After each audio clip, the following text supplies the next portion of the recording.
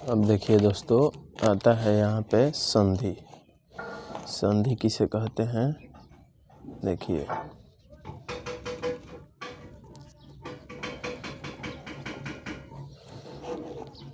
संधि किसे कहते हैं देख लीजिए।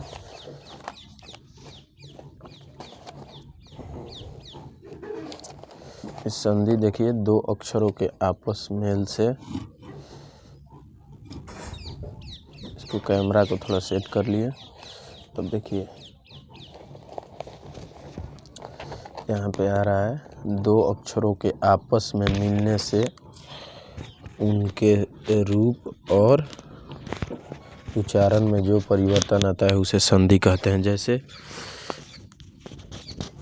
गण प्लस ईस, तो गणेश, अ प्लस ई, अ और ई मिला, ये क्या है? संधि है। यहाँ गण शब्द में अ, ग न अ आया एवं ईस शब्द का ई के इन दोनों स्वरूप को मिलने से, स्वरों को मिलने से ए स्वर की उत्पत्ति हुई, जिससे गणेश शब्द बना। यह शब्द गण एवं ईस के उच्चारण एवं रूप से भिन्न है। नोट कर लीजिएगा संधि किसे कहते हैं। ठीक है, संधि के देखिए अब आगे।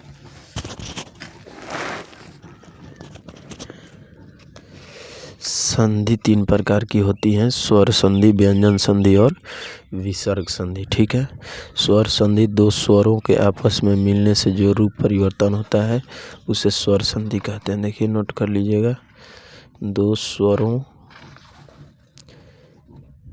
के आपस में मिलने से जो रूप परिवर्तन होता है उसे स्वर संधि कहते हैं। जैसे गण प्लस ईस, गणेश। यहाँ गण शब्द का अ एवं ईस शब्द का ई, इन दोनों स्वरों के मिलने से इस स्वर की उत्पत्ति हुई है, जिससे गणेश शब्द का निर्माण हुआ है। स्वरों के ऐसे मेल को स्वर संधि कहते हैं। स्वर संधि के 5 भेद हैं। पहला दीर्घ संधि, गुण संधि, वृद्धि संधि, यन संधि और अयादि संधि। मैट्रिक में या कहीं कंपटीशन क्लास सभी जगहों पे इस तरह से क्वेश्चन पूछे जाते हैं। दीर्घ संधि, ह्रस्व स्वर या दीर्घ स्वर के आपस में मिलने से यदि स्वर्ण या उसी जाति के दीर्घ स्वर की उत्पत्ति हो तो उसे दीर्घ संधि कहते हैं। जैसे अ प्लस अ आ प्लस आ। याद करना पड़ेगा आपको ये सब। जैसे भाव प्लस अर्थ, भावार्थ। परीक्षार्थी, पुस्तक, पुस्तक आप, उसके बाद आलय, पुस्तकालय। प्रतीक्षालय, तो आ प्लस आ। कविंद्र, कवि प्लस इंद्र। सचिंद्र, सच्ची प्लस इंद्र। ठीक है, उसके बाद आता है आपका दीर्घ संधि। ह्रस्व स्वर या दीर्घ स्वर के आपस में मिलने से यदि स्वर्ण या उसी जाति के दीर्घ स्वर की उत्पत्ति हो तो उसे दीर्घ संधि कहते हैं। जैसे बता दिया आप लोगों को। अब देखिए यहाँ पे और उदाहरण एग्जाम्पल आता है। ठीक है दोस्तों, गिरीश, गिरी प्लस ईस। नदीश, नदी प्लस ईस। भानुदय, भानु प्लस उदय। वधुत्सव, वधु प्लस उत्सव। लघु उर्मी, लघुर्मी। हुदर्व, हु प्लस उद्धर्व। ठीक है, उसके बाद आता है आपका गुण संधि। यदि अ या आ के बाद ह्रस्व या दीर्घ ई या उ या री रहे तो दोनों मिलकर क्रमशः ए, ओ और अर हो जाते हैं। जैसे देव, अ और ई मिलेगा तो ए हो जाएगा। देवेंद्र, देवेश। ये लोग वर्ड मीनिंग डायरेक्ट याद कर लीजिएगा, कोई दिक्कत नहीं होगा। देवेंद्र, जैसे देखिए यहाँ पे मिल जा रहा है अ और ई मिलकर ए बन रहा है यहाँ पे, और आ प्लस ई मिलकर ए बन रहा है। इसी तरह से देवेश, महेंद्र, महा प्लस इंद्र। महेश, महा प्लस ईस। ज्ञानोदय, ज्ञान प्लस उदय। शीतोष्म, शीत प्लस उष्म। महोत्सव, महा प्लस उत्सव। फिर गंगा प्लस उर्मी, गंगोर्मी। सप्त प्लस ऋषि, सप्तऋषि।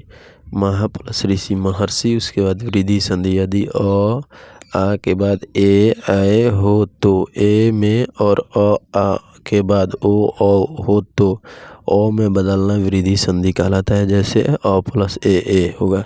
जैसे एकाएक, तो एक प्लस एक। तथा, तथा प्लस ए, वही पूछा था इस बार 10th क्लास में दोस्तों। तथैव का तथा प्लस एव होगा कि तथा प्लस एवं होगा कि तथा प्लस एव होगा, ऐसे पूछता है। वनौषधि, वन प्लस औषधि। महासौध, महा प्लस औषध। उसके बाद यर्ण संधि आता है। ह्रस्व या दीर्घ ई, उ या री के बाद कोई दूसरा स्वर आए तो ई हर्षई या ई का उ हर्षऊ और व तथा री का र हो जाता है, इससे ही यर्ण संधि कहते हैं। जैसे यद्यपि, यदि प्लस या अपी, ई और अ मिलकर य बनेगा, यरल का य।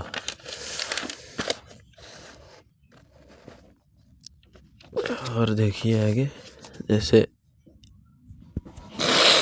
ई प्लस आ या होता है इत्यादि, इति प्लस आदि, अति उत्तम, अति प्लस उत्तम, प्रत्येक, प्रति प्लस एक, ये पूछा था। अन्वय, अनु प्लस अय, पित्रादेश, पितृ प्लस आदेश। उसके बाद आयादी संधि आता है।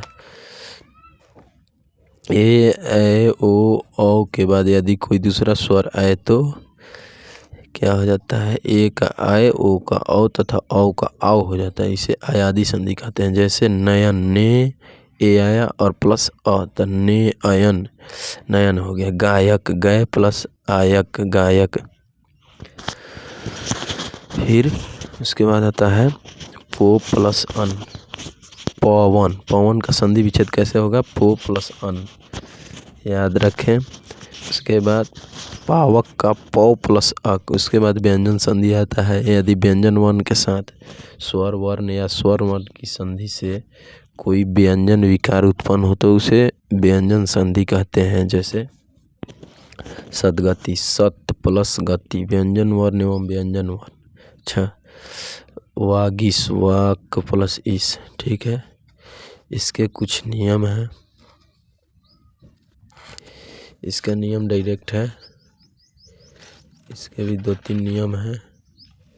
जैसे इसका भी देख लीजिए, जैसे दिगंबर, जैसे दिगंबर तो दिक प्लस अंबर, क और ग का अजंत, अच प्लस अंत। षष्ठ दर्शन, षष्ठ प्लस दर्शन। सद्बुद्धि, सत्य प्लस बुद्धि, अब्ज, अप प्लस ज। दूसरा ये नियम है कि यदि क, च, ट, त, प के बाद म या न आए तो पहले वर्ण के स्थान पर उसी वर्ग का पंचम अक्षर शुद्ध रूप में आता है। जैसे वाण्डेयम तो वाक्य प्लस मयम। फिर सन्मास, षष्ठ प्लस मास। जगन्नाथ, जगत प्लस नाथ। अमय तो अप प्लस मैं, ठीक है। इसके बाद तीसरा आता है आपका, यदि त या द के बाद कोई भी व्यंजन च, ज, ट, ढ, द, न, ल आए तो उसे आने वाले व्यंजन के साथ वही व्यंजन उस हल के रूप में एक और जुड़ जाता है। जैसे तथा त या द लुप्त हो जाता है। जैसे उच्चारण, उत प्लस चारण, च के कारण एक और च जुड़ा, उच्चारण। उद्धाम, सज्जन, तट्टिका, उल्लास। जगन्नाथ, जगन्नाथ का क्या होगा, जगत प्लस नाथ। उन्नति का उत प्लस नति, उड़यन का उत प्लस डयन। शरद चंद्र का शरद प्लस चंद्र। विपजाल का विपत प्लस जाल, ठीक है। इस तरह से होता है। और भी होता है, उद्घाटन का हो जाएगा उत प्लस घाटन। संधि आपको क्लियर करा देते जा रहे हैं। विच्छेद, विच्छेद का होगा वि प्लस छेद।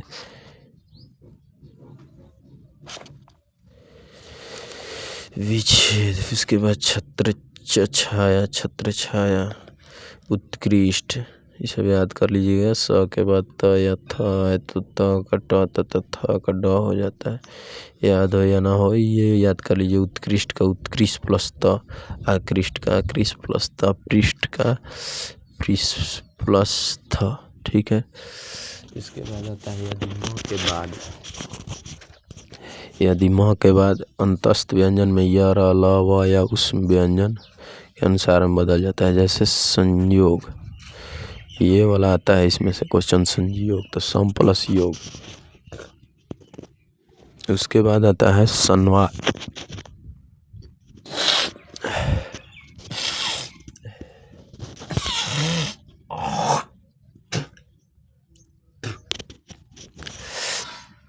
उसके बाद संशय सम प्लस सय, उसके बाद संसार सम प्लस सार, संहार का सम प्लस हार, इसमें से जरूर आता है संसार का सम प्लस सार, याद रखिएगा। ये वाला संकल्प का सम प्लस कल्प और संचय का सम प्लस चय। उसके बाद आता है दोस्तों विसर्ग संधि किसे कहते हैं? विसर्ग के साथ अथवा व्यंजन की संधि को विसर्ग संधि कहते हैं। जैसे दुरात्मा दुख प्लस आत्मा, विसर्ग के साथ स्वर आया। विसर्ग के साथ व्यंजन आएगा दुर्गंध, इसके कुछ नियम है। दू प्लस गंध दुर्गंध, दोनों के साथ मिल के विसर्ग बनता है ना।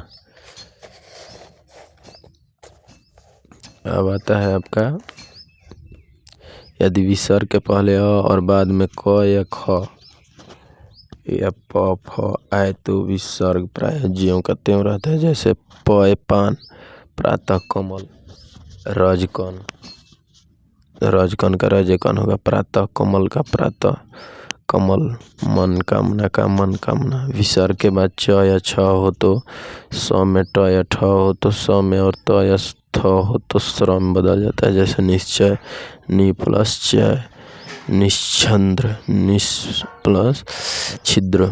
विसर्ग के यदि पहले यदि उ हो तो क ख प फ के पहले विसर्ग के स्थान पर स हो जाता है। जैसे निष्कपट तो नि प्लस कपट, नी प्लस कपट। विसर्ग दो बिंदु लग जाता है। निष्फल नी में के बाद दो बिंदु लग गया, फल निष्फल, निष्पाप नी प्लस पाप।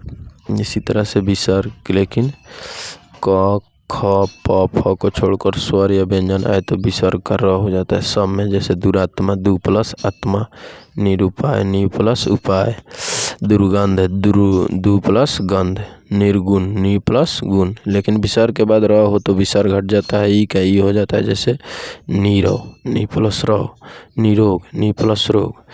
उसके बाद आता है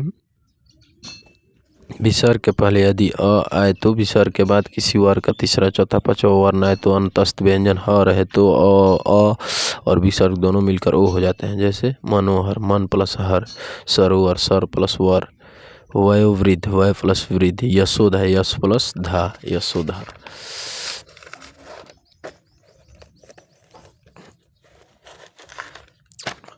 अब इसी के साथ ख़त्म हो जाता है दोस्तों। और आता है आपका ये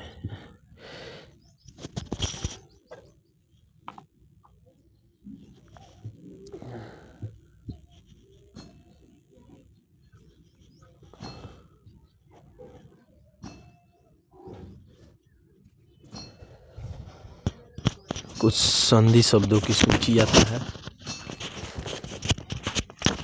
कुछ संधि शब्दों की सूची याद रखना होगा आपको। जैसे अंतपुर का अंतपुरम, अजंत का अच प्लस अंत, अन्याय का अन्य प्लस आय, देख लीजिए। अत्यधिक का अति प्लस अधिक, अहंकार का अहम प्लस कार। इस तरह से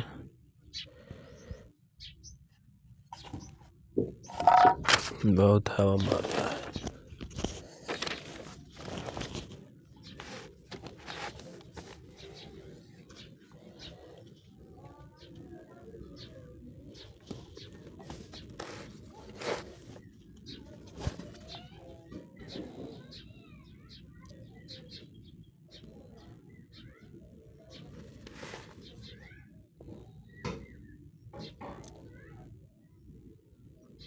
मनोहर का मन प्लस हर,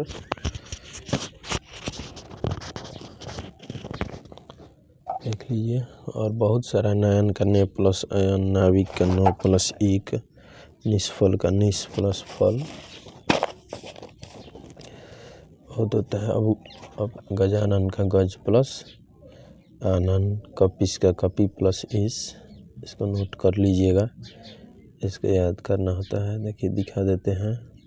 में सुमा प्लस इस, उद्योग उत प्लस योग, उदय उत प्लस अय, उज्ज्वल का उत प्लस ज्वल, अर्शिवाद का असी प्लस वाद हो गया। देख लिए, इधर भी देख लीजिए और कुछ है।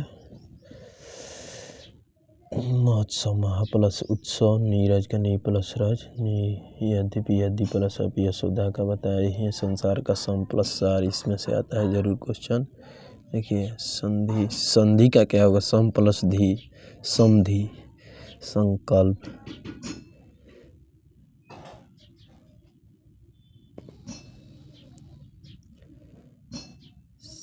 राधा श्री राधा। हिमालय का हिम प्लस आलय और सरह दिखा देते हैं आपको। इतना ही है दोस्तों, चलिए।